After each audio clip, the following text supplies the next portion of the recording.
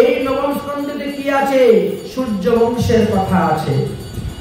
সূর্য বংশে ভগবান রামচন্দ্র অবতীর্ণ হয়েছিলেন। এখানে 4 অধ্যায়ের মাধ্যমে বিস্তারিত ভাবে বর্ণনা করে দিয়েছেন। তাহলে সূর্যদেব হলেন সূর্য বংশের প্রথম পুরুষ, এই জন্য তিনার সূর্য বংশ নাম হয়েছে। দেবদেব ভগবান শ্রীকৃষ্ণ হলেন 1 নম্বরে, তিনার থেকে আসলেন গর্ভোৎসাহী বিষ্ণু 2 নম্বরে। গর্ভোৎসাহী বিষ্ণুর নাভি থেকে উৎপন্ন হলেন চতুর্মুখ ব্রহ্মা 3 নম্বর। চতুর্মুখ ব্রহ্মার অনেকগুলি মানুষ পুত্র ছিল, তার মধ্যে মরীচি হলেন একজন, 4 নম্বরে আসলেন মরীচি। মরীচির পুত্র হলেন কশ্যপ ঋষি। কশ্যপ ঋষি পুত্র হলেন বৈবস্বান নামক সূর্য। ওই বিবস্বান নামক সূর্য হইতে সূর্য বংশের আরম্ভ হয়েছে। ওই বিবস্বান নামক সূর্য তাহার পুত্র বৈবস্বত বা শ্রাদ্ধদেবে বর্তমানের মনু শাসন কাল করতেছেন। এই 7ম মন্বন্তরে তিনি রাজা। এই বৈবস্বত মনুকে ওই যে সত্যব্রত মুনি ছিলেন বললাম, তিনি ওই বৈবস্বত মনুরূপে এসে উপস্থিত হয়েছেন। তিনার 1টা নয় 2টা নয় 10টি পুত্র সন্তান ছিল, এবং সেই 10টি পুত্র সন্তানের কথা শাস্ত্রে আলোচনা করে গিয়েছেন। 10টি পুত্রের মধ্যে ভগবান রামচন্দ্র কোন বংশে এসেছেন? তাহলে আমরা এখানে 6 নম্বর পর্যন্ত পাইলাম বিবস্বত মনু। বিবস্বত মনুর পুত্র 7 নম্বর শ্রাদ্ধদেব। শ্রাদ্ধদেবের অনেকগুলি পুত্র ছিল, তার মধ্যে ইক্ষ্বাকু। ইক্ষ্বাকু বংশেতেই ভগবান রামচন্দ্র অবতীর্ণ হয়েছিলেন, তাই বলেন ইক্ষ্বাকু। ইক্ষ্বাকুর পুত্র হলেন বিকক্ষী 9 নম্বরে। বিকক্ষীর পুত্র হলেন পুরঞ্জন 10 নম্বর।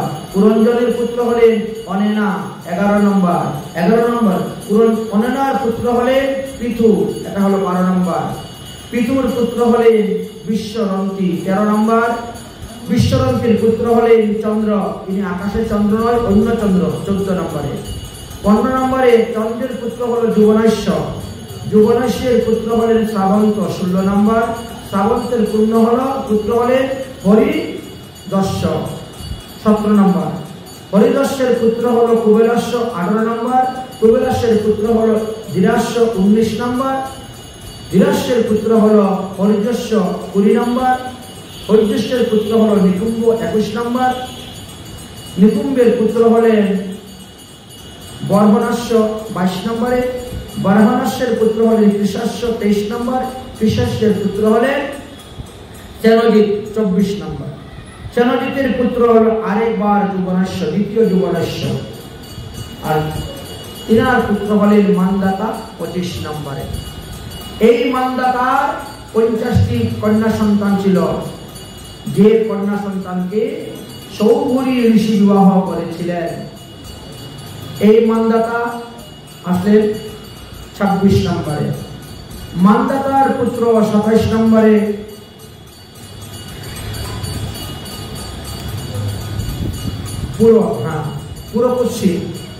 পুরপুষ্যিতের পুত্র 28 নম্বরে হলো তসদ্দস্যু। তসদ্দস্যুর পুত্র 29 বংশ পরম্পরা। অনরণ্য। অনরণ্যের পুত্র হলেন হরিশান্য। হরিশানের পুত্র হলো অরণ্য 31 নম্বরে। 32 নম্বরে হরিণ্যের পুত্র ত্রিবন্ধ। ত্রিবন্ধকের পুত্র ছিল সত্যব্রত, আর সত্যব্রতের পুত্র হলেন ত্রিশঙ্কু। ত্রিশঙ্কুর পুত্র ছিলেন রাজা হরিশ্চন্দ্র, ইনিও অযোধ্যায় রাজত্ব করেছেন। হরিশ্চন্দ্র প্রথম জীবনের নিঃসন্তান ছিলেন।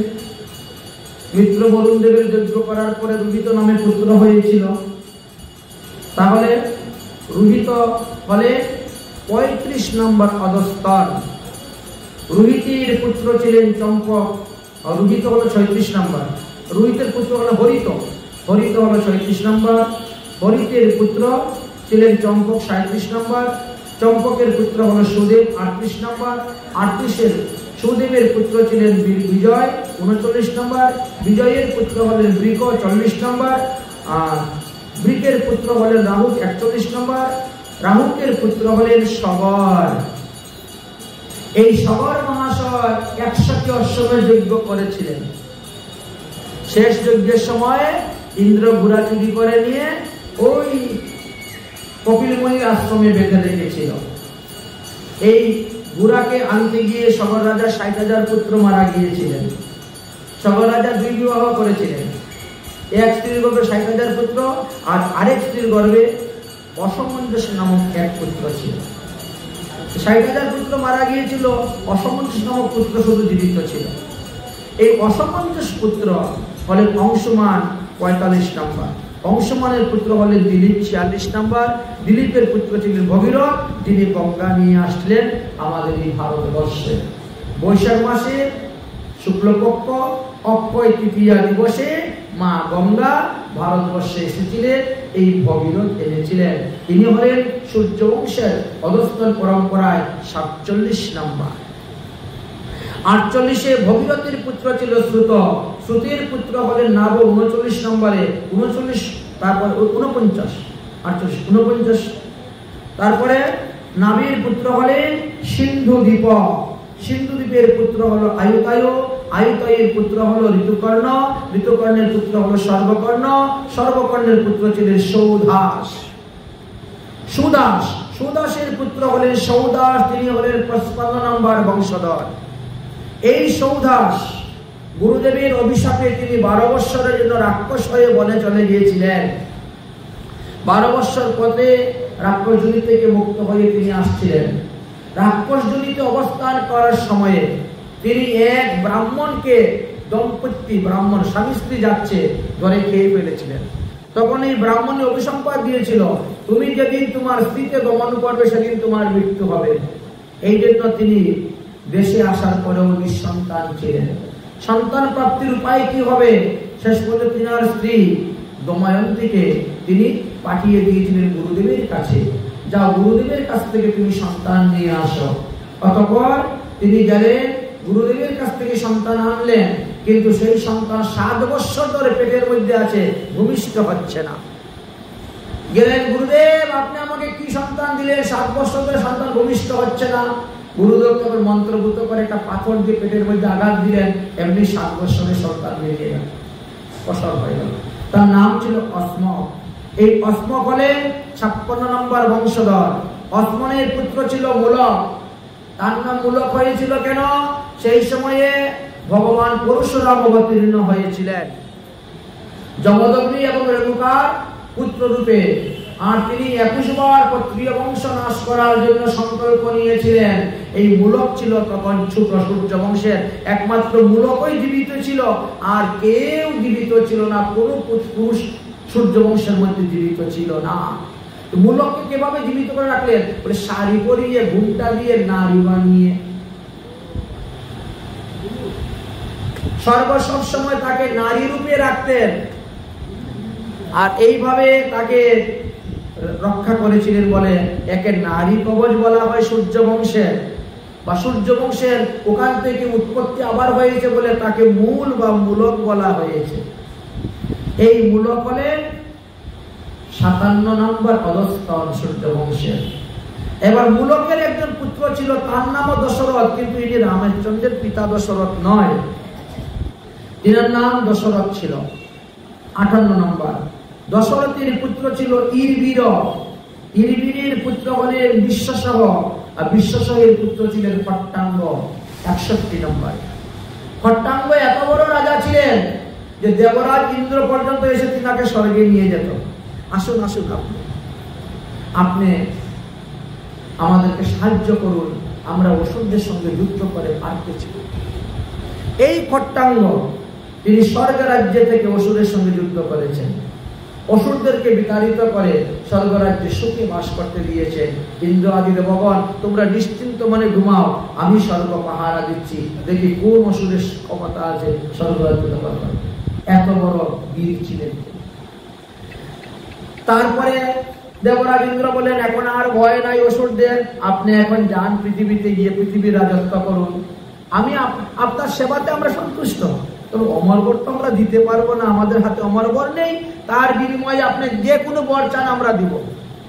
খট্টাঙ্গ মহাশয় বললেন, আমি যে বর নিব, বলো আগে আমার পরমায়ু কতক্ষণ আছে, কতদিন আমার পরমায়ু আছে, বর নিয়ে কি বিষয় ভোগ করবো? বলে, মহারাজ আপনার পরমায়ু আর 48 মিনিট সময় আছে।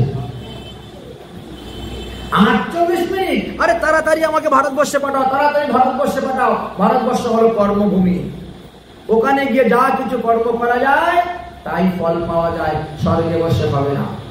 চলে আসলেন, এসেই পুত্রদের উপর রাজ্যভার দিলেন, দিয়ে তিনি হরিভজনে বসে গেলেন। 48 মিনিট হরিভজন করে ভগবান পদপদ্ম লাভ করে ভগবত ধামে চলে গিয়েছিলেন। আর পরীক্ষিত মহারাজ তো বলছে, তোমার তো অনেক 7 দিন চিন্তাই নেই, তোমার তো ভগবত পদপদ্ম লাভ হবেই হবে। এই খট্টাঙ্গ রাজার পুত্র হলেন 62 নম্বরে দীর্ঘবাহু। দীর্ঘবাহুর পুত্রের নাম ছিল রঘু। এই জন্য ভগবানকে বলা হয় রঘুপতি রাঘব রাজা রাম। এই সেই রঘুবংশ, রঘুপতি রাঘব রাজা রাম, পতিত পাবন সীতারাম। যে সময় আমাদের হাতে কম, এটা বেশি গান গাওয়া যাবে না। সেই হলো রঘু। রঘুর পুত্র হলো অজয়, অজয়ের পুত্র হলেন দশরথ। দশরথ পুত্র সন্তান প্রাপ্তির জন্য বিয়ে করতে করতে 3টা করে ফেললেন, কৌশল্যা, কৈকেয়ী, সৌমিত্রা, কিন্তু সন্তান হচ্ছে না একটা। শেষ পর্যন্ত মুনি ঋষিদের সঙ্গে, গুরুদেবের সঙ্গে বসে পরামর্শ করলেন, বললেন যে তাহলে যজ্ঞ করুন। যজ্ঞ করা হলো, চরু উঠলো, সেই চরু 3 জনকে পান করালেন। সেই চরুর কারণে ভগবান এক অংশ থেকে 4 অংশে বিভক্ত হলেন, আর হয়ে তিনি এসে অবতীর্ণ হলেন। ভগবান রামচন্দ্র রূপে এসে অবতীর্ণ হয়েছিলেন। বলো ভগবান রামচন্দ্র কি। চৈত্র মাসের শুক্লপক্ষের নবমী তিথিতে পুনর্বসু নক্ষত্র যুগে ভগবান রামচন্দ্র অবতীর্ণ হয়েছিলেন মধ্যাহ্ন কালে। এটাকে রাম জয়ন্তী বলা হয়। আসল সংক্ষেপে রামচরিত্র আমরা শ্রবণ করি। শ্রীয়া রামচন্দ্র কৃপালু ভজ মন হরদ ভব বল দারুণাম লাভ কজ্জলোচন কুঞ্জ পরবন কুঞ্জ পরবদ কুঞ্জ নাম রামচন্দ্র কৃপালু ভজ মন হরদ ভব বল দারুণাম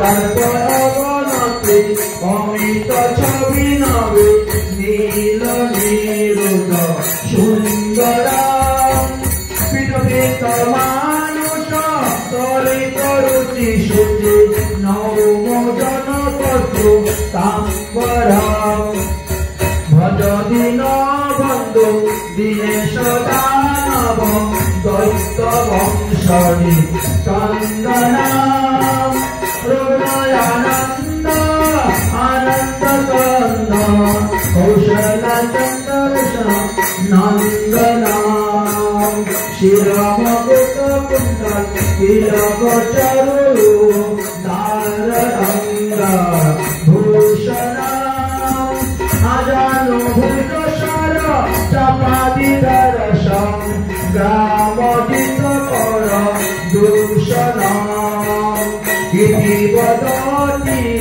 তুলসী দাস শঙ্কর মুনি রঞ্জনাম মম হৃদয় কুঞ্জ নিবাস কুরু কামাদে বল দল গুঞ্জনাম কামাদে বল দল গুঞ্জনাম।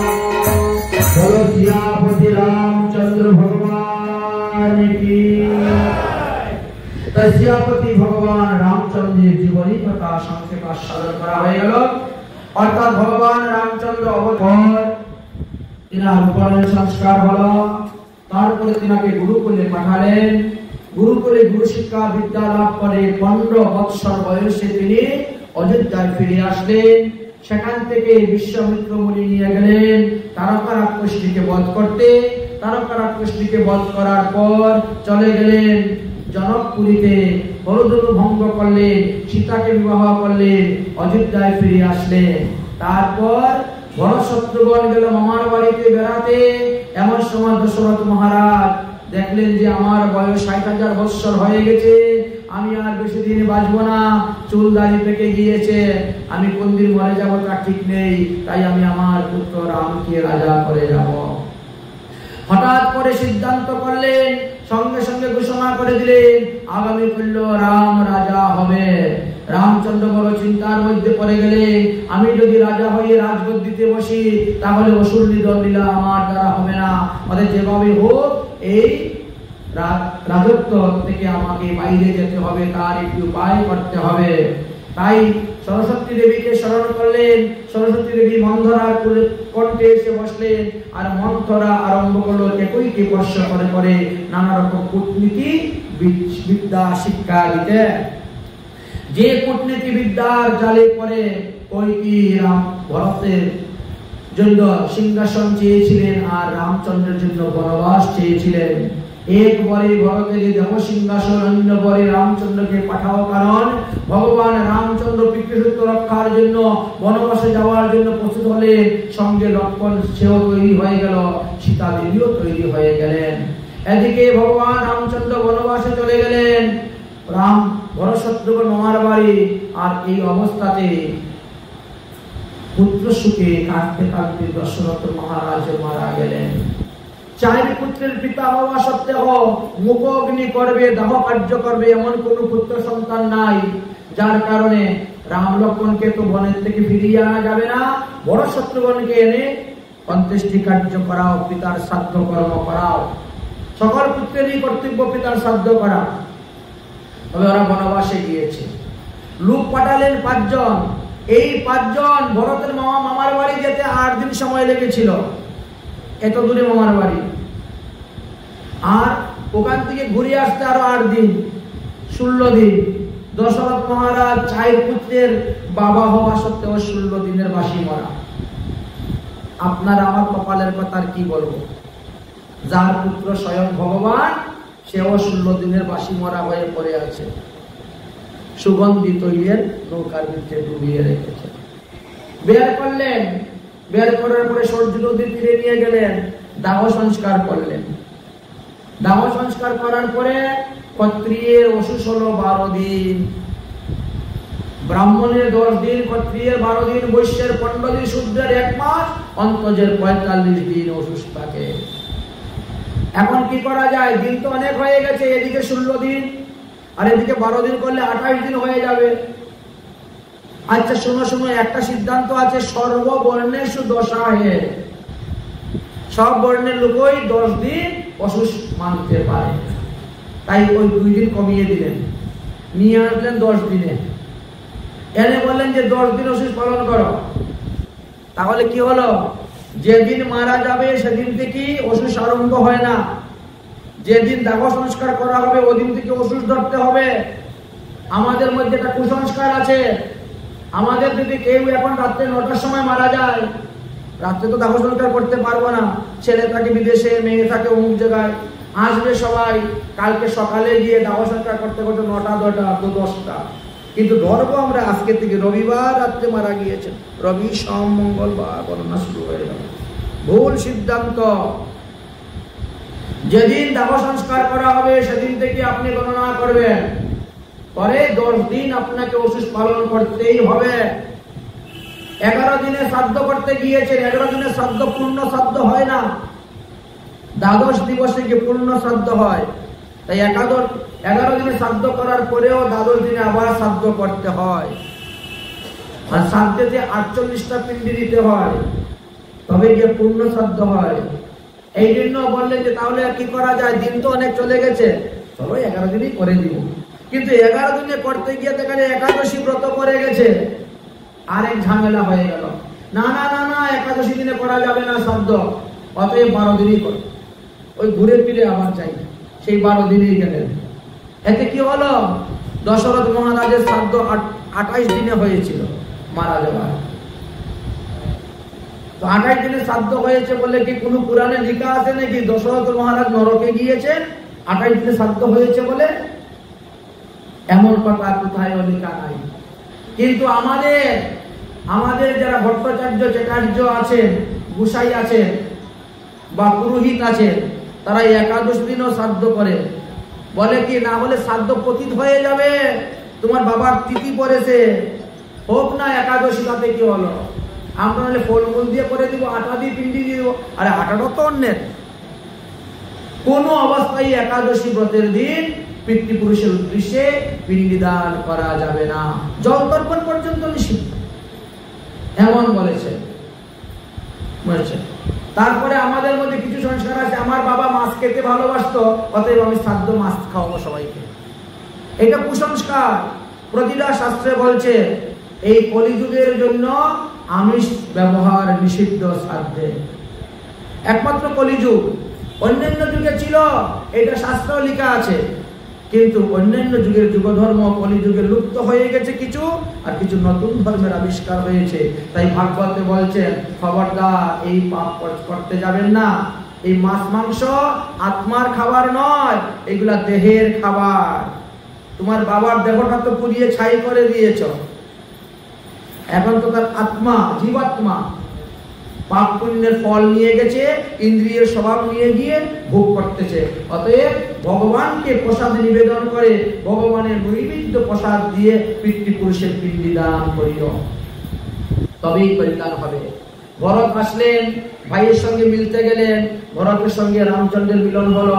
রামচন্দ্র পাদুকা দিয়ে দিলেন, পাদুকা গদ্দিতে বসিয়ে নন্দীগ্রামে বসে রাজত্ব করলেন।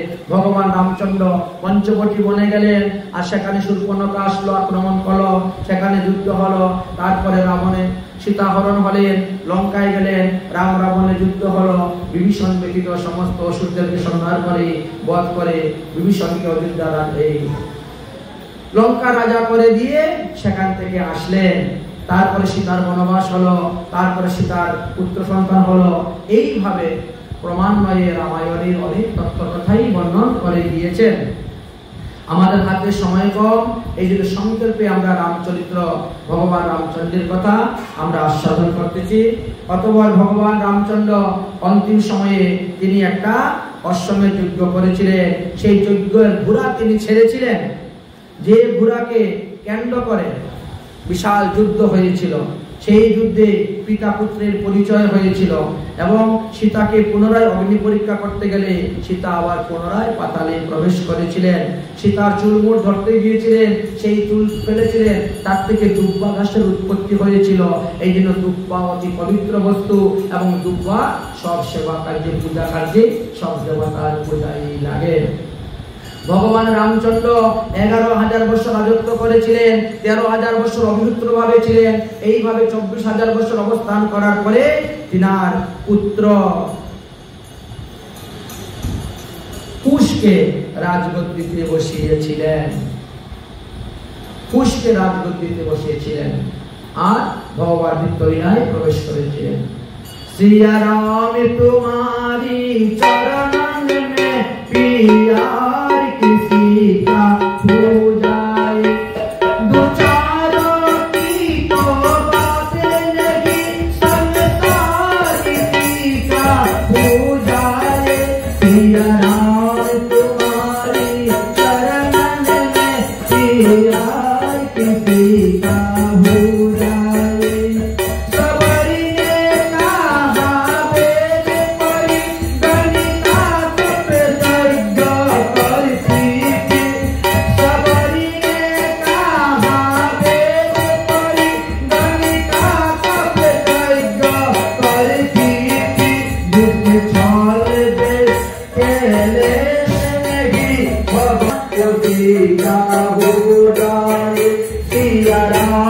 तुम्हारी चरण में प्यार किसी का हो जाए। तो छूटा बाल बेटा, और प्यार किया परमेश्वर को।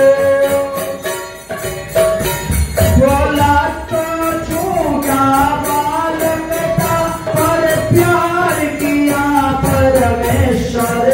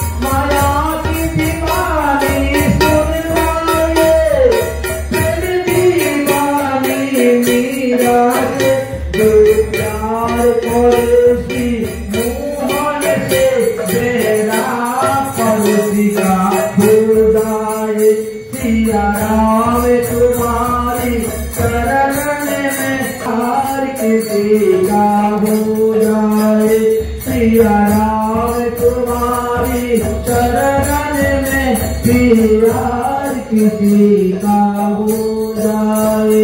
सिया रामचंद्र भगवान की, पवन पुत्र हनुमान की।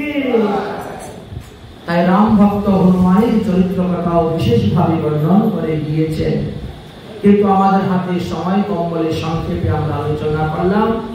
তাহলে ভগবান রামচন্দ্র সূর্য বংশের 65 নম্বর অবস্থানে এসেছিলেন।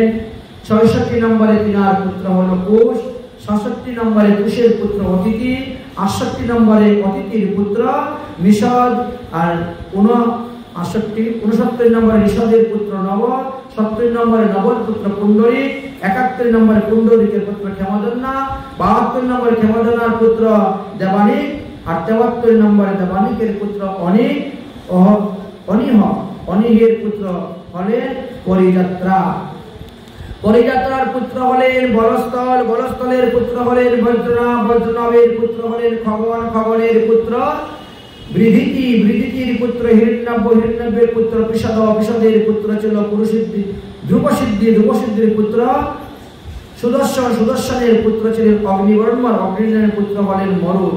এই মরুদ হলেন শেষ রাজা সূর্য বংশে। তিনি যুগ সাধন করে কপাল গ্রামেতে এখনো জীবিত আছেন। তারপরে অন্যান্য লোক রাজত্ব হলেও সূর্য বংশ কিন্তু এখনো চলে আসতেছে। সূর্য বংশ আমাদের কলিযুগের শেষ পর্যন্ত চলবে। শ্রীমদ্ ভাগবত পুরাণ অনুসারে সূর্য বংশের শেষ রাজা হবেন সৌমিত্র। সৌমিত্র নামে এক রাজা হবেন, তিনি সূর্য বংশের শেষ রাজা। আর তারপরে সূর্য বংশ লুপ্ত, আর সূর্য বংশে কেউ থাকবে না। তখন এই মরুদ ওই কালাগ্রাম হইতে তিনি তপস্যা থেকে উঠবেন, উঠে বিবাহ করবেন এবং আবার পুনরায় সূর্য বংশের আরম্ভ করবেন। এইভাবে আমরা সূর্য বংশের কথা সংক্ষেপে আলোচনা করে বিশ্রাম দিলাম। এবার আমরা চন্দ্রবংশের কথা আলোচনা করব, কারণ চন্দ্রবংশে ভগবান কৃষ্ণচন্দ্র আবির্ভাব হয়েছেন। এই জন্য আমরা চন্দ্রবংশের কথা বর্ণন করব। কেন আগে সূর্য বংশের কথা বললাম? সূর্য হলো বুদ্ধির অধিষ্ঠাত্রী দেবতা। যদি বুদ্ধি ঠিক না আসে তাহলে মন ঠিক হবে না। কৃষ্ণ লীলার কথা শ্রবণ করতে গেলে মনকে আগে শুদ্ধ করতে চাই, আর মনকে শুদ্ধ করতে গেলে চন্দ্রবংশের কথা আপনাকে শুনতেই হইবে। আসুন এবার চন্দ্রবংশের কথা আস্বাদন করি।